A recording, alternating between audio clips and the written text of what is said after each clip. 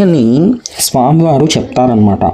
ఇందులోని అంతరార్థము పదార్థతత్వమును శోధించు వారికి, పరార్థతత్వమును శోధించు వారికి వారి వారి స్థాయిలను బట్టి అవగతమగునని శ్రీపాదులు తెలిపిరి. ఈ సంఖ్యని ఎప్పుడూ కూడా మనం ఇదేదో పెద్ద సంఖ్యాశాస్త్రానికి సంబంధించింది అన్నట్లుగా, మనకి నాలెడ్జ్ ఉంది అన్నట్లుగా దీన్ని ట్రీట్ చేయకూడదు. ప్రపంచమంతా కూడా, ఈ విశ్వమంతా కూడా మనం చేసే కర్మలని బేస్ చేసుకొని ఉంటుంది. అదొక లెక్క. చిత్రగుప్తుల వారు ప్రతిదానికి ఒక లెక్క వేస్తారు కదా, అలా విశ్వమే ఒక సంఖ్యాశాస్త్రం అని చెప్పడానికి మాత్రమే దీనిని ఇందులో ఉంచారు. అదే దీని అర్థం.